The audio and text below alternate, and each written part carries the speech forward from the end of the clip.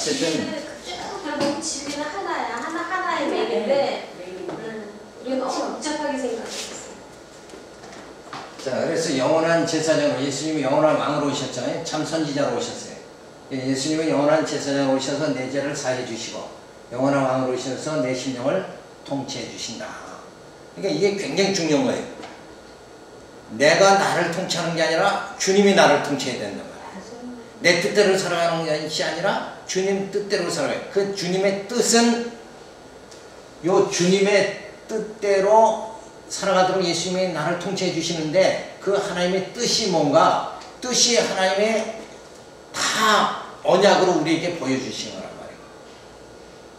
그래서 그 성경의 옛 언약, 구약과 신약, 새 언약을 전부 우리가 깨달으면 그 하나님의 뜻이 우리가 깨달아진단 말이에요.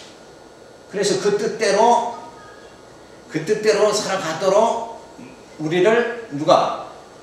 성령께서 우리를 통치해 주신다. 그래서 그 신령한 나라를 바라보면서 사도 바울이 푯들을 향해서 줄다름 치잖아요. 부활의 푯들을 향해서 줄다름 치는 것은 바로 뭐예요? 주님이 성령께서 사도 바울을 그 심령을 통치해 주셔서 그게 가능하게 되어진다 하는 거죠. 그리고 예수님은 바로 참 선지자로 진리로 아버지께 인도해 주신 거죠. 그러니까 참 진리를 깨달아야 돼요. 이 땅에서 영원한 것은 아무것도 없어요. 보이는 것은 영원한 게 아니라 보이지 않는 게 영원한 거라고.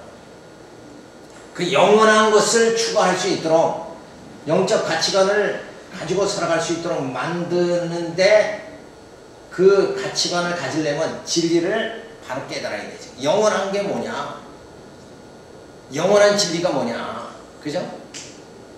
구약의 양 잡는 것은 영원한 게 아니고 예수님이 어린 양이 돼 있어서 우리의 죄를 다 짊어지시고 죽으시는 예수님의 영원한 제사장 그 사역이 정말 영원한 것이다. 이렇게 우리가 가치관을 가질 수 있게 되어져야 되죠. 그러기 위해서 신령한 교회를 세워가지고 성도들을 그리스도의 지체가 되게 만듭니다. 그러니까 주님과 한 몸이 되게 만드는 거예요. 그러니까 주님과 한 몸이 됐다는 것은 바로 뭔가 영적으로 하나가 되어지는 거예요. 주님과 하나. 그리스도의 영을 소유한 자가 되어지게 만들어 주신다. 주님과의 영적 통일, 그것으로 인해서 하나님과의 화목이 주어지게 그렇게 만드시는 작업을 해 주시는 거죠. 그래서 그리스도와 유기체로서의 이 교회가 세워지는 거예요. 그래서 교회는 무슨 일을 하는가? 신령한 젖을 공급해야 되죠. 그래서 하나님의 영적 백성들이 번성하게 만들어야 된다.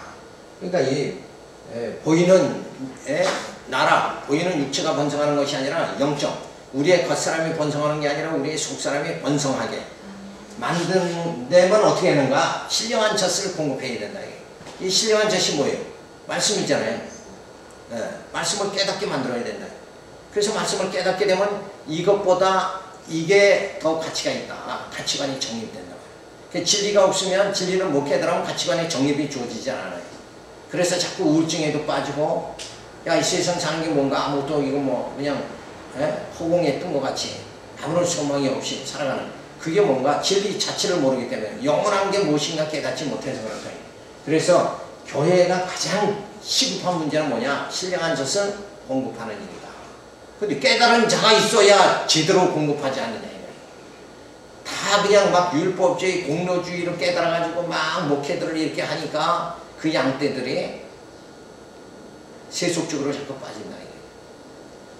그러니까 가장 우스운 말이 뭐냐면 목사가 좋은 차를 타야 축복받아서 성도도 다 좋은 차 탄다.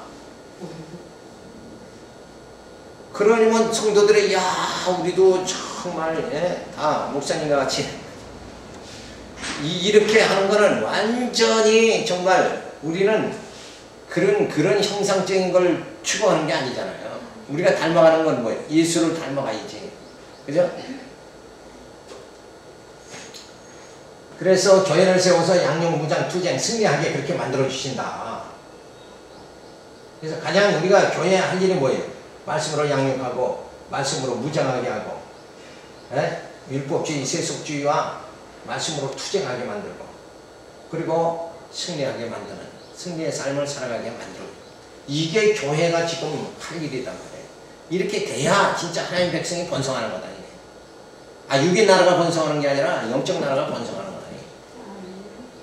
근데 이렇게 말씀으로 우리가 양육하고 무장하고 투쟁하고 승리하게 이게 진짜 이 과정을 다 밟게 만들어야 된다. 말씀으로 진짜 무장했다 그러면 진짜 하나님 나라가 왕성하게 세워져야 되지 않느냐. 교회가 힘있게 움직여야 되고 유럽 교회는 전부 무너져 버리고 말았지 않느냐. 한국 교회도 지금 정말 개척 시대는 다 끝났다 할 정도로 60년대에는 천막만 쳐도 교인들이 다 모였어요. 부흥 집회만 한다 그러면 그냥 막 한강 백사장에서 부흥회야 한다 그러면 막 몰리고 엄청났어요. 근데 육신의 풍요로움이 점점 주어지니까 영적으로 갈급함이 없는 거예요. 그런 현상이 지금 그래서 지금은 중국이나 뭐 이런 러시아 이런 데가 지금 막 말씀이 진짜 갈급해가지고 지하교회들이 막 국가에서 그 단속을 해도 그냥 지하에서 보초 세우고 예배드리고 막 이런 그 생활을 해도 거기에 사람들이 모인다. 그러니까 우리가 영적으로 이렇게 말씀으로 양육, 무장, 투쟁, 승리해서 우리가 전신갑주를 입어야 된다. 전신갑주. 예배서에 나오죠. 전신갑주. 예? 머리에 구원의 투구를. 그리고 뭐 다음 무대에 오지만 어쨌든 쫙 이렇게 나오잖아요. 우리 교회는 이제 다 했죠. 전신이 다 허리띠를 진리로 허리띠를 동이고 말이에요. 복음의 신발. 복음의 신발을 신고. 그렇게 해서 완전히 양육, 무장, 투쟁, 승리하도록 이렇게 무장이 돼야 되는데 이렇게 이게 진짜 하나님 백성이 번성하는 거란 말이에요. 그런 생활을 안 하고 맨 명예와 권력과 막 이런 데만 치중을 해버리고 육적 세계만 치중해버리니까 이 영적 세계 말씀을 떠나서 저들은 사는 거란 말이에요. 교회 안에 있는데 교회는 진리의 기둥과 터라고 그랬는데 교회에 오면 진리로 무장하는 게 아니라 밖에 있으나 교회에 있으나 세속주의는 여전하단 말이에요. 이러니까 변화가 없는 거예요. 지도자도 다 세속주의로 나가니까 그냥 돈 있어야 장로 된다. 이렇게 그리고 임직 받으면 그냥 5천만 원 얼마 이렇게 오늘날 그렇게 이 가톨릭 같이 직분 매매하던 시절로 다시 돌아가는 것 같은 느낌을 든다고 그랬어요. 제가 그렇다는 게 아니라 나도 피할 길을 찾아야지. 그런 느낌이 자꾸 이 가톨릭 시대로 돌아가면 안 돼요. 어디까지나 직분은 뭐예요? 돈과 결부되면 안 되지. 진짜 순수한 거 아니에요. 하나님이 주시는 귀한 사명인데 직분이 어떻게 물질과 결부되냐 이거예요. 그렇게 되면 교회의 뭐예요? 순수성이 그만큼 떨어집니다. 그렇게도 생각할 수 있지만요. 또 한편은 이렇게도 생각해요. 저는요. 그 직분을 받았을 때 권리금 얼마 내잖아요. 근데 보통 때는 잘 안 내는 사람도 있지만 안 내니까 헌신을 할 수 있도록 기회를 주는 것도 좋은 의미 같아요. 그렇죠, 좋죠. 좋은 의미로 생각해요. 그런 때 이제 주의를 하나 큰 목을 감당해서 하는. 그러면 그러다 보면 내다 보니까 버릇이 되더라고요. 내는 버릇이. 그렇죠. 근데 이제 그게 자꾸 이제 그런 육신적인 면으로 해석이 자꾸 돼버리면 그게 좋은 의미로 해석이 돼야 된다. 그렇죠? 그러니까 우리 교회에 나도 그렇게 좋은 의미로. 이번 기회에 우리가 이렇게 연보를 해가지고 우리가 마게도냐 이 교회들이 연보를 거두어서 예루살렘 교회를 동무같이 이렇게 막 순수한 면으로 자꾸 가야 되는데 그게 자꾸 퇴색돼 버리면 안 된다. 그러니까 항시 의미가 확실한 상태에서 모든 일이 추진돼야 된다. 가치관이 분명히 세워져 가지고 그런데 그렇지 않은 그런 면이 잘 나타나죠. 그리고 이제 교회들이 자꾸 세습을 하잖아요. 아들대로 자꾸 세습을 대형 교회들이 아들로 세습하니까 그런 거를 이걸 어떻게 여기에 집중을 안 하니까 그래 자꾸 이게 기독교가 정말 비난의 대상이 되고 그 여러 가지 문제점이 생긴다. 그러니까 지혜로운 자는 아들을 딴 데 가서 개척하고 그냥 적극 후원해가지고 또 세운 교회들이 있어요. 분당에 이런 교회 보면 그러면 그게 더 바람직하단 말이에요. 그렇죠? 이런 식으로 해서 우리가 그 지혜롭게 하지 않으면 욕을 먹을 수밖에 없잖아요. 그죠? 그러니까 모든 면에 욕심이 앞세우지 말고 모든 일을 할 수 있도록, 그래서 영적 이런 무장을 더 신경을 써야 된다. 그래서 교회는 천국이 이루어져야 된다. 교회는 하나님 나라의 모형이잖아요. 지상교회는 없어질 교회지만 모양은 뭐예요? 천국이란 말이에요. 천국. 그 모형을 갖춰야 된다. 그래서 교회에서 번성하고 언약의 백성들이 천국을 정복하고, 그리고 예수 그리스도 만왕의 왕의 통치를 받게 되어지는 요 과정이 주어지기 위해서 처음으로 여기까지 이르려면 뭔가 신령한 젖을 공급해야 된다. 그러니까 말씀을 깨닫는 것이 가장 기초다. 그래서 내가 변화가 되어야 되죠. 육성이 아니라 속사람이 변화가 되어 신의 성품으로 이르는 것.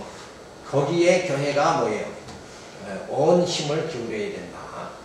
자, 그러면서 신령적 공동체가 이루어져야 됩니다. 그래서 믿음의 역사, 사랑의 수고, 인내의 소망, 이런 게 주어져야 된다. 그래서 믿음의 역사는 뭐예요? 복음을 땅끝까지 전하는 거죠. 그 다음에 사랑의 수고, 그리고 형제들과 우리가 교제하고, 그러면서도 인내의 소망, 그 표대를 향해서 끝까지 달려가는 인내 그 소망이 주어져야 된다. 그래서 내세에 대한 분명한 소망이 없이 오늘 성도들의 그 교제, 이런 것은 힘이 약해질 수밖에 없는 거예요. 그러니까 내적으로 인내의 소망이 주어져야 돼요. 소망이 확실한 사람이 현재의 사랑의 교제도 주어진다. 그리고 믿음의 역사를 이뤄나가고, 이렇게 해서 신령적 공동체는 이 세 가지를 이뤄나갈 수 있는 그런 교회가 되어져야 된다. 그래서 조직체로서의 교회가 세워져야 됩니다. 일단 16장에 들어가서 그리스도께서 우리에게 구원을 얻어주시기 위하여 속죄주의 직분을 어떻게 다하셨는가, 그리스도의 기능에 대해서 말해줍니다. 그래서 첫 번째, 그리스도의 사역의 동기, 최고의 작정의 선포자인 천사를 통하여 하늘로부터 이루어진 일이라고 칼빈은 말한다. 자, 즉 그리스도께서 구속주로 사역하신 동기는 인간의 요청이나 우연이 아니라 하나님의 계획에 의해서 그가 맡겨주심으로 우리의 구주가 되셨다는 사실에 있다는 것이다. 그러니까 예수님의 모든 이 땅에 오셔서 하시는 사역의 동기는 인간의 구속의 필요성에 의해서 주어진 게 아니라 원래 하나님의 계획이다. 하나님이 아담을 창조하고 겉사람을 창조하고 예수 그리스도를 통해서 뭐예요? 새로운 피조물이 되게 만들고, 이런 하나님의, 그래서 영원한 세계에 들어가서 영원히 살 수 있도록 하나님 나라를 건설하시는 그 모든 하나님의 프로그램에 의해서 예수님은 이 땅에 오신 것이다. 두 번째, 그리스도의 사역의 진가, 하나님의 진노와 저주와 영원한 죽음이 우리에게 드리워져 있는데 그러한 암담한 상태에 있는 우리를 구원해 주시었으니 그 진가가 드러나게 된 것이다. 그래서 은혜에 대한 감동은 자기 처지가 얼마나 처참한 것인가를 아는 만큼 정비례하기 때문이다. 그러니까 사망의 음침한 골짜기에서 방황하던 나를 건져 주시도록 하기 위해서 누구를 보내주시는가? 바로 예수 그리스도를 보내주셨다. 그래서 예수님이 나를 죄에서 자유함 받게, 죄의식에서 벗어나게 만들어 주신 게 뭐예요? 예수님이 이 땅에 오신 참 진가다. 참 거기에 깊은 가치가 있다. 그거를 우리가 알 수가 있죠. 그런데 이 예수님의 진가를 충분히 깨달으려면 뭐예요? 내가 얼마나 처참한 존재인가. 내 스스로는 죄를 해결할 수 없고 내 스스로는 의인이 될 수 없다는 처참한 내 모습을 발견할 때만이 예수의 십자가의 그 은혜가 내게 다가오게 되어진다. 이거를 우리가 분명히 알 수가 있습니다. 세 번째, 그리스도의 속죄 사역입니다. 구속죄의 사역을 직임으로 수행하시기 위하여 선지로서의 사역, 왕직으로서의 사역, 제사직으로서의 사역과 신분으로 수행하기 위하여 하나님의 아들로 오시어 사역하심으로 하나님 나라의 완성을 통해서 확증되어야 하며 본성에서는 하나님과 동등한 신성을 지닌 것으로 구속죄의 사역을 완수하신다. 그래서 이 하나님의 주신 모든 사역을 예수님이 수행하시고 성취하심을 통해서 내가 구원받게 되어졌다. 그래서 예수님이 아니면 내가 구원받을 길이 전혀 없다 하는 것을 우리가 알 수가 있습니다. 그래서 네 번째는 그리스도의 구속주로서의 기능입니다. 죽음, 매장, 은배에 내려가신 부활, 승천, 하나님의 보좌 우편에 앉으신 심판주로 다시 오실 것으로 증거하심을 통하여 구속주로서의 기능을 수행하신 것이다. 그리스도의 순종은 윤리적 복종에는 그의 백성들을 구원하기 위한 차원뿐만 아니라 더 나아가 하나님의 언약을 성취하여 하나님의 영광을 드러내는 사역이라는 데 총체적인 의미가 부여되는 것이다. 이거 아까 말씀드렸죠. 그러니까 인간의 구성, 요쪽이라는 의미보다는 하나님의 영광을 드러내시는 차원에서 예수님이 이 땅에 오셔서 모든 그 사역을 감당하신 것이다. 그래서 그 하나님의 영광 드러냄을 통해서 우리가 하나님 안에서 실학을 누리며 그 평강을 누리며 살아갈 수 있도록 만들어 주시죠. 그리스도의 죽으심의 효능과 그에 대한 성도의 자세에 대해서는 우리를 얽매였던 그 죽음으로부터 해방되었다는 것과 또한 우리의 육체를 죽이는 일이 바로 그것이라고 칼빈은 밝혀주겠다. 그러니까 완전히 죄에서 해방시켜 주시기 위해서 하나님께서 뭘 하시냐면 율법을 주셔서 우리 속에 있는 죄가 드러나게 만들어줘요. 그리고 예수 그리스도를 통해서 뭐예요? 구속함을 받게 만들어주시고. 자, 이게 하나님의 사역이다. 그러니까 하나님의 모든 역사 사역은 어떻게 되는가? 구약의 그 선지자들이 말한 대로 뭐예요? 하나님은 막 때리시고 감싸주신다. 흩어버리고 난 다음에 못 얻어주신다. 그런 사역을, 그런 모든 하나님의 섭리를 통해서 뭐예요? 하나님은 하나님에 대한 사랑을 깨닫게 만들어주는 거예요. 그러니까 아담을 타락하게 한 거는 병 준 것이고 예수 그리스도를 보내서 구속해 주신 것은 약을 주신 것이다. 그러니까 하나님은 뭐예요? 병 주고 약 주십니다. 그걸 통해서 뭘 깨닫게? 하나님의 사랑을 깨닫게 만들어. 하나님이 아니면은 내가 살 수 없다는 걸 깨닫게 만들어 주신다. 그러니까 탕자를 한 바퀴 돌게 하는 건 아버지가 유산을 안 줘서 안 돌게 할 수도 있지만 한 바퀴 돌고 나서 아버지의 사랑을 깨닫는 그 결과가 너무나도 아름다우니까, 그 결과가 아름다우니까 어때요? 탕자를 한 바퀴 돌게 만드는 거다. 그 아버지가 탕자가 그 고통받을 거 생각하면 가슴이 쓰리지만 다시 돌아왔을 때 아버지의 그 사랑을 깨닫고 저가 기뻐하고 즐거워하고 하나님만 섬기게 되어진다는 이걸 생각할 적에는 그 영원한 세계, 그 기업을 얻게 됐을 때의 기쁨이 더 좋으니까 그 모든 과정은 뭐예요? 결과를 위해서 과정은 그저 하나의 과정으로 끝날 수 있다. 과정이 영원하다 그러면은 살 수가 없죠. 그죠? 내가 이렇게 고생하다 그냥 완전히 처참하게 죽어버리고 인생을 정말 종친다 이렇게 생각하면은 긍견될 수가 없는 거지만, 이렇게 고생하다가도 우리가 살면서도 그러잖아. 내가 오늘 이렇게 고생해도 내일은 더 나아질 것이다. 이 소망 때문에 우리가 고생하고 살잖아요. 그런데 7, 80 먹고도 야 이거 보니까 별거 아니네 이렇게 하면 황혼의 쓸쓸함에 빠진다는 거예요. 근데 우리는 기독교는 그게 아니라 뭐예요? 영원한 소망이 있으니까 육신의 황혼에도 흔들리지 않는다. 이거는 뭐예요? 육신의 몸은 잠깐 빌려 입은 헌옷과 같은 것인데, 옷인데 이 헌옷을 벗고 나면 뭐예요? 이 육체의 장막집이 무너지면 새 집으로 우리는 이사가게 되어진다. 그러니까 소망이 확실한 소망이 부여잡혀 있으니까, 부여잡을 수 있으니까 뭐예요? 육신의 황혼기에도 절망하지 않게 된다. 자, 그래서 이 예수님의 죽으심을 통해서 하나님의 영광을 드러내신다. 그래서 그리스도의 죽으심과 효능에 대한 그 성도의 자세에 대해 우리는 얽매였던 그 죽음으로부터 해방됐다는 것과 또한 우리의 육체를 죽이는 일이 바로 그것이라고 칼빈은 말해준다. 그러니까 처참한 상태에 빠뜨렸다가 극적인 구원을 통해서 하나님 찬양이 터져나오게, 그리고 기쁨을 얻게 그렇게 만들어 주시다. 그 역사에서도 이제 그게 뭐냐면은 이스라엘 백성들이 바빌론의 포로로 다 잡혀갔잖아요. 저들은 이제 소망이 없어. 저들 스스로 힘으로는 도저히 고향에 돌아올 수가 없는데 하나님께서 뭐예요? 고레스의 마음을 감동시켜가지고 느닷없이 다 돌아가게 만든다. 이게.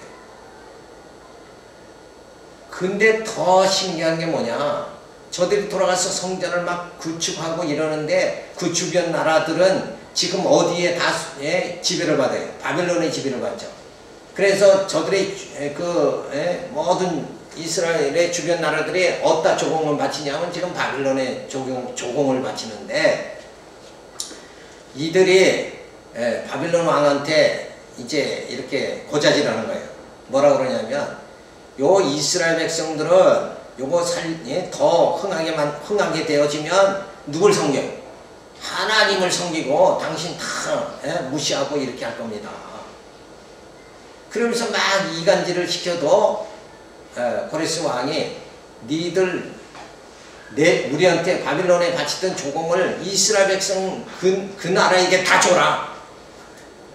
고자질 하다가 오히려 조공도 다 이스라엘에게 갖다 주는 상태가 돼버렸어요. 그래가지고 그 성전 회복하는데 막 하나도 돈이 없잖아. 종살이 하다가 해방돼서 왔으니까. 근데 주변 나라 바빌론으로 조공 바친 그 조공 물질을 뭐예요? 누구한테? 이스라엘에게 다 줘라. 고레스가 명령을 해버리니까 성전이 그냥 회복이 돼야 돼요. 그러니까 그게 뭐예요? 하나님의 역사다. 그죠? 그 이간질하고 막 누르려 하던 저들이 오히려 누굴 섬기게 돼? 이스라엘의 조공을 바치면서 섬기게 이렇게 만들어줘요. 이게 하나님의 극적인 상태를 만드는 거예요. 가장 할 수 없는 상태에서 누구의 힘으로? 하나님의 힘으로 성전이 회복되는 역사가 주어져요. 그래서 가장 죽음의 처참한 순간까지 빠지게 만들고 죽음의 공포에 우리 모두가 시달리게 만들면서 거기서 뭐예요? 하나님의 예수 그리스도를 보내가지고 극적으로 우리를 통치해 주시고 그 죄에서 뭐예요? 해방시켜 주시는 놀라운 역사를 베풀어 주신다. 그래서 칼빈은 해석상의 오류를 유발하죠. 저가 또한 영으로 오게 있는 영들에게 전파하니 라는 말씀을 로마 가톨릭 교회의 연옥성, 림보를 염두에 두고 연옥이 없다는 점을 강조하다 보니 오게 있는 영들을 신자로 규정하며 그들에게 복음을 전파한 것으로 설명한 오류를 범한다. 오게 있는 자는 노아의 시대에 하나님 약속을 불신한 자들을 가리킨다. 이것은 그리스도의 복음 전파 사역을 통해서 심판의 범위를 확고히 하려는 것이다. 즉 오게 있는 자들에게 전파하는 것은 구원을 목적으로 하는 것이 아니라 멸망의 빈거가 되게 하기 위함이니 핑계하지 못하게 하려 하십니다. 자, 이 말 뜻은 알겠죠? 그러니까 옥에 있는 자들에게 복음이 전해졌다 하는 말은 저들을 구원하려고 하는 게 아니고 이미 인간이 죽으면 불택자는 다 지옥으로 가는 거예요. 그리고 택한 자는 하나님 앞에 가고 그리고 마지막 심판 때에 다 부활하는 거예요. 부활해서 이제 마지막 심판으로 영원한 영생에 또 영원한 멸망에 처하는 이게 하나님의 계획으로 되어 있단 말이에요. 그러니까 여기서 옥에 있는 자들에게 복음이 전파됐다 하는 말씀은 그것은 뭐예요? 저들을 구원하는 게 아니라 핑계하지 못하게 하기 위함이다. 그런데 이런 말을 들어가지고 가톨릭에서 뭐예요? 칼빈이 이런 말을 했다고 해가지고 연옥소를 주장해버렸다. 그러니까 이런 거는 요런 옥에 있는 자들에게 복음이 전파됐다는 말을 가지고 가톨릭이 연옥소를 주장하는 거 이런 거는 뭐예요? 잘못된 것이다. 이렇게 우리가 확실히 못을 박아야 됩니다.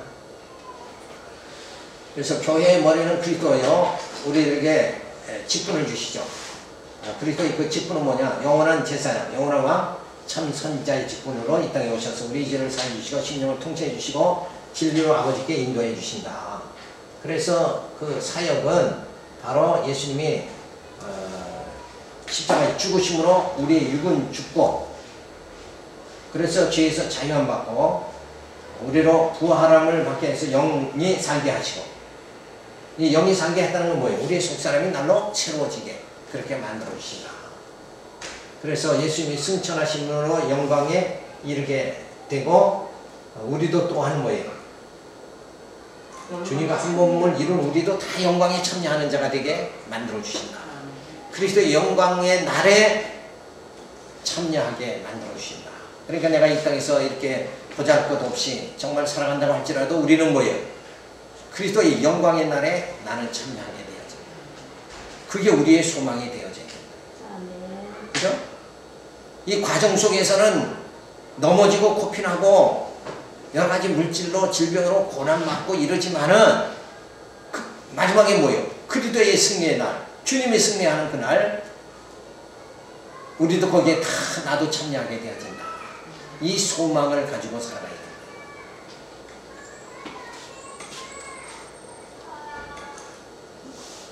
그래서 인간이 불의한 가운데 있었는데 예수님이 죽으심과 살으심을 통해서 우리가 영으로 여기서 이제 옥에 있는 자들에게 복음을 전파하셨다 하는 것은 변명하지 못하도록 만들기 위함이다 하는 거죠. 그래서 노아의 방주 때 순종치 아니하던 자들이 결국은 이들은 다 멸망당했잖아요. 그런데 저들의 영이 옥에 있다. 근데 그 복음이 전파됐다는 것은 그들을 정죄하기 위함이다. 그러니까 예수님이 이 땅에 오셔서 이미 심판이 시작됐다 하는 말은 뭐냐면, 예수님이 복음을 전파함으로 그 복음을 영접하는 자, 예수를 영접하는 자는 천국에 이미 가는 거고, 복음을 받아들이지 않는 자는 이미 뭐예요? 그건 지옥 가는 거다. 그런 역사가 예수님이 오시면서 이미 시작이 되어버렸다. 근데 여기 옥이라는 말은 지옥으로 생각을 해도 되는 거예요? 그렇죠.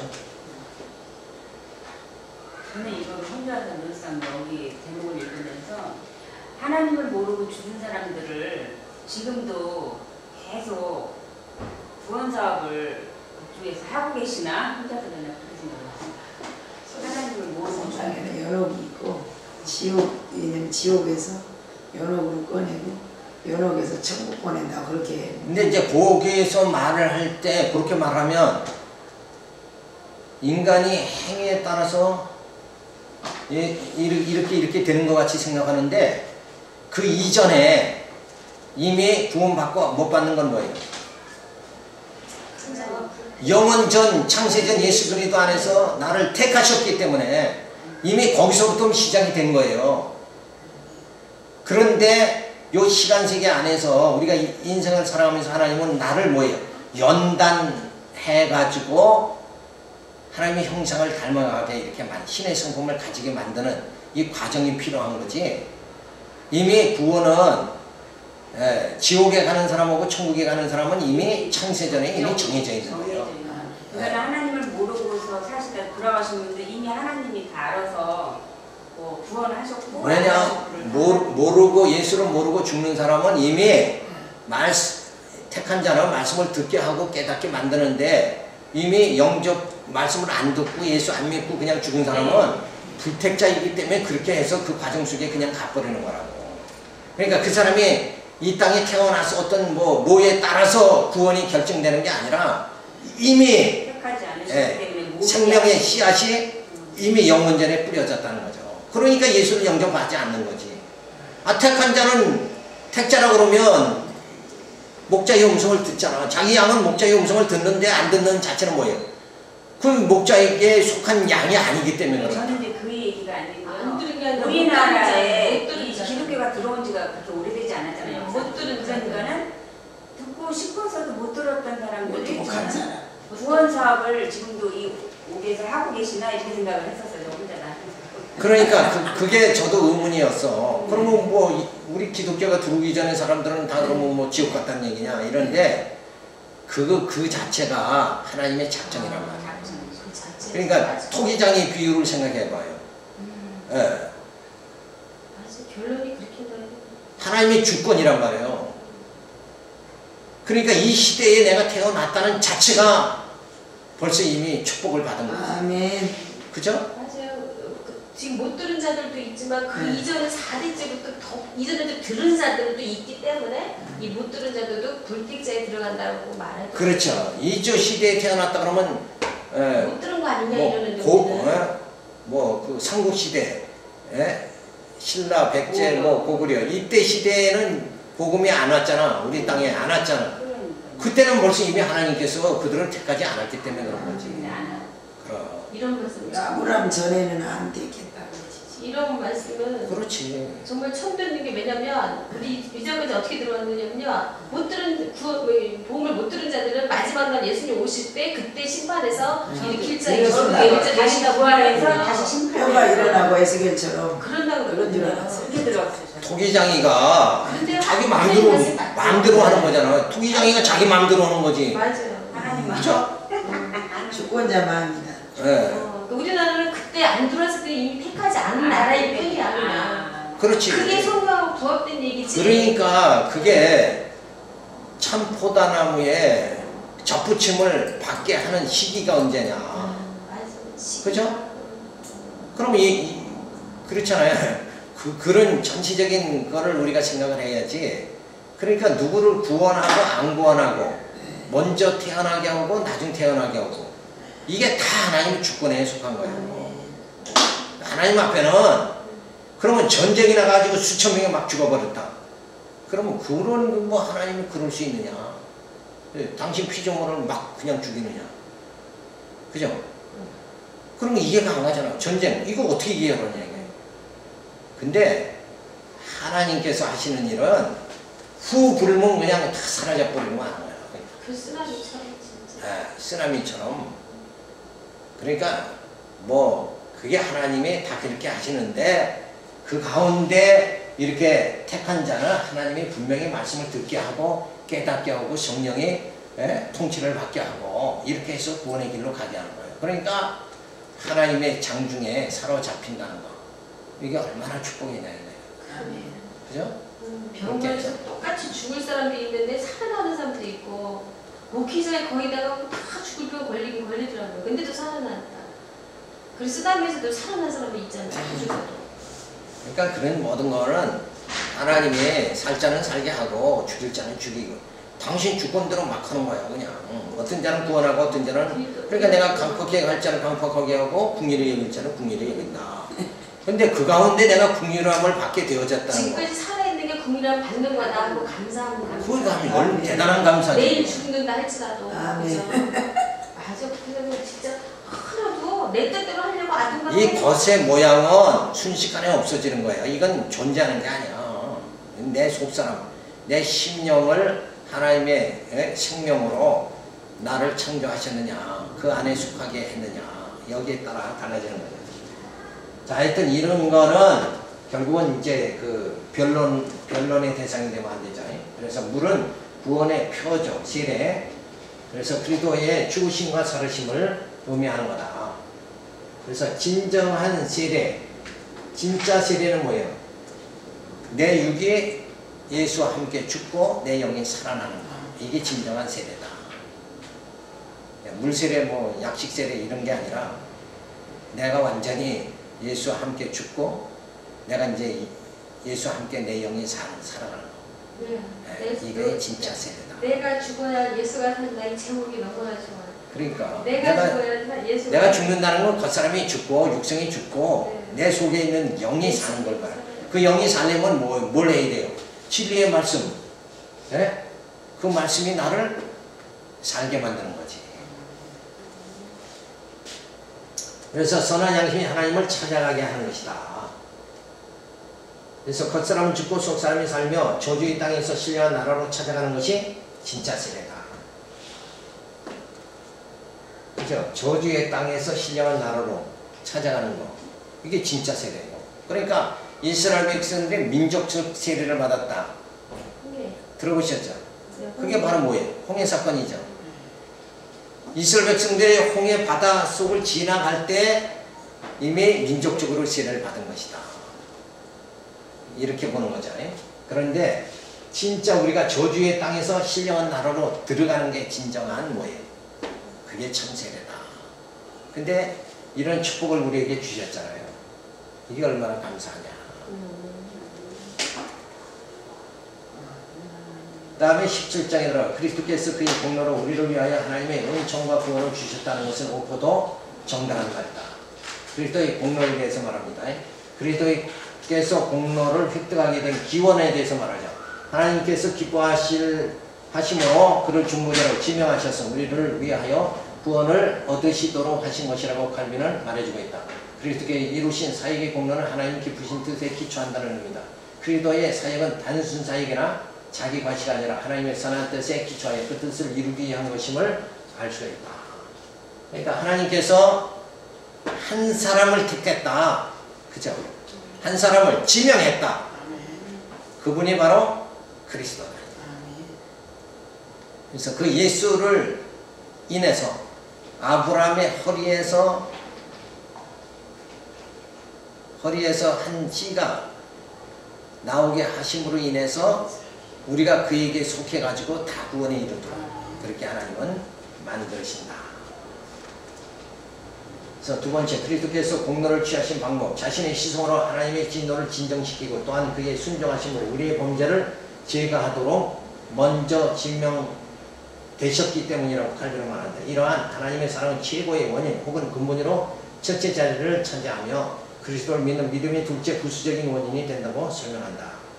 그는 그리스도의 사역의 근간이 하나님의 선한 뜻에 있었음을 강조했고 사역의 내용보다는 하나님의 지명이 우선했음을 명시하고 있으며 이것은 모든 것의 근본이 되는 하나님의 사랑임을 주장하고 있다. 하나님의 예정을 수행하실 분으로 그리스도가 지명되었다. 그러니까 어떤 그 예수의 사역 그보다도 하나님의 지명 이게 우선된다. 그러니까 하나님이 우리를 하나님의 언약의 백성 딱 삼잖아요. 나를 하나님의 자녀로 지명했다.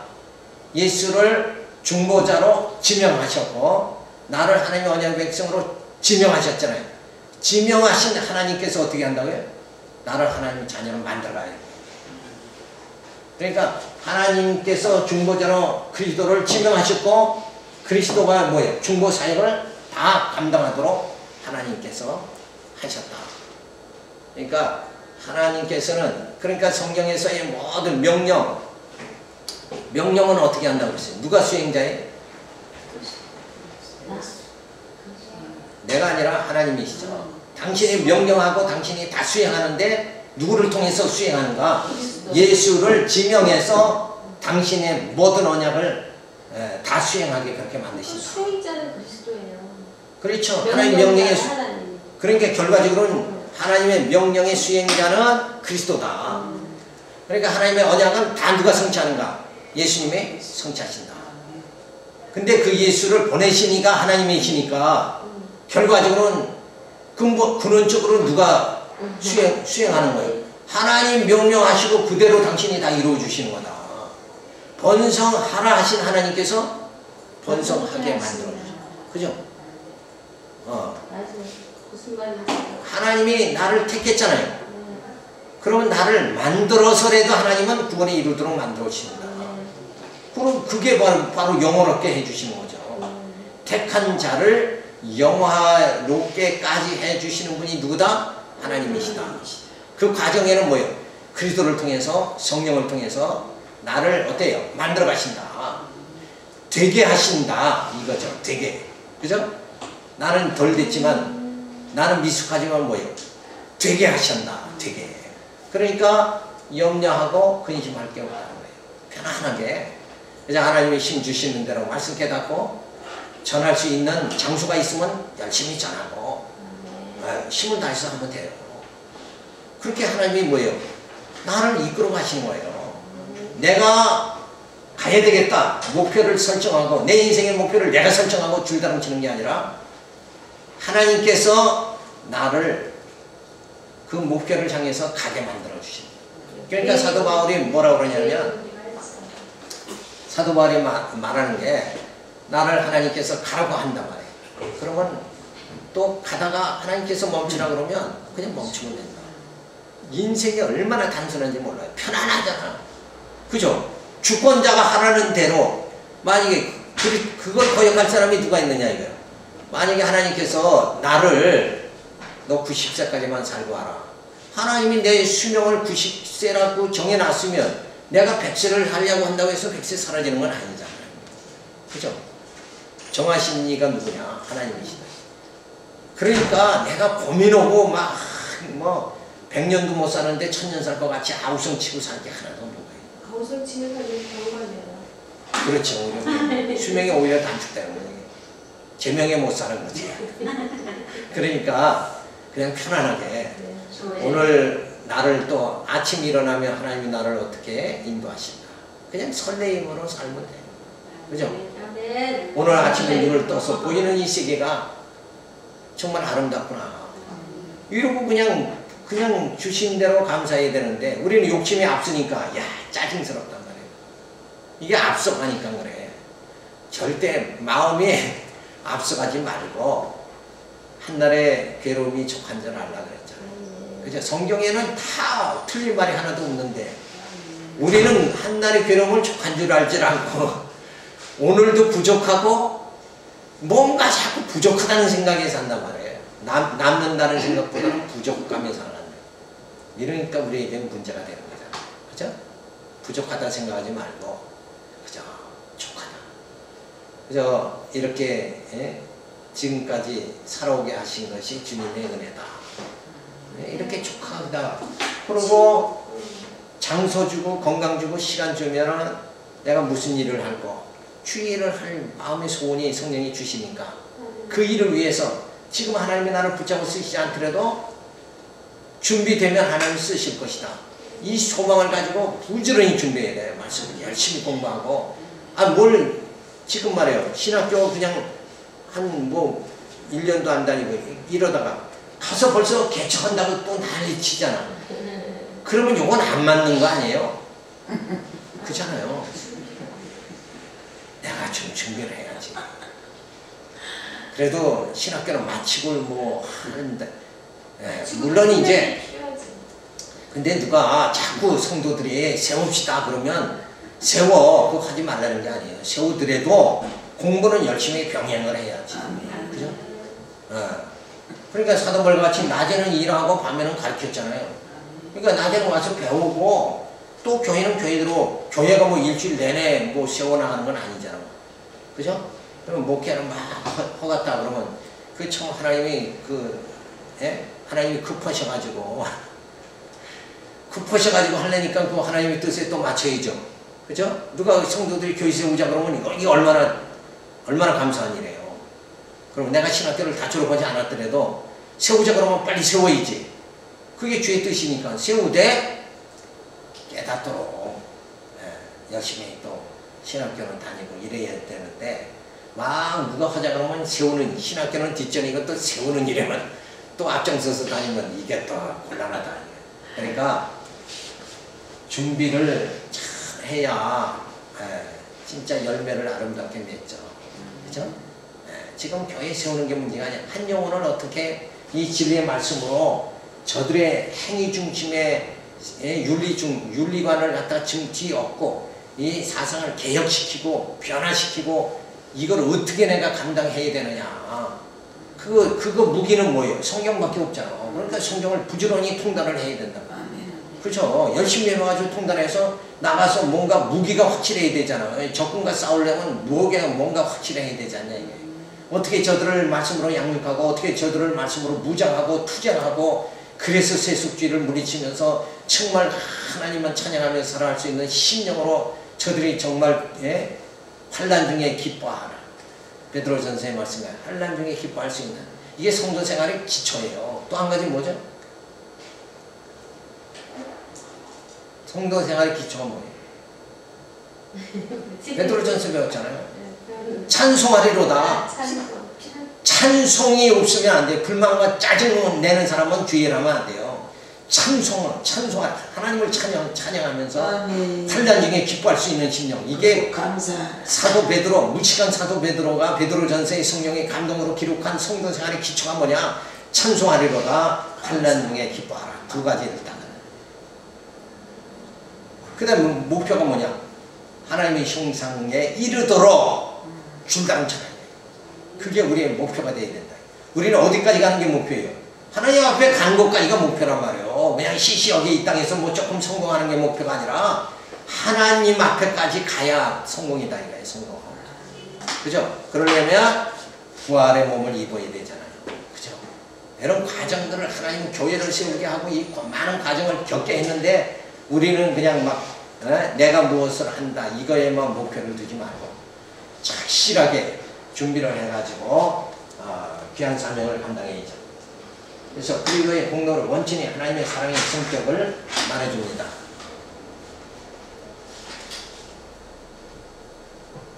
이거 설명을 좀 하면 죄로 말미암아 하나님께로부터 멀어져 있는 우리가 그리스도의 희생으로 말미암아 값없이 의롭다 하심을 얻어서 하나님의 진노를 가라앉히게 되었다고 칼빈은 말한다. 하나님의 사랑은 그리스도의 전적인 공로를 통해서 값없이 주어진 은혜이며 순정의 결과인 것이다.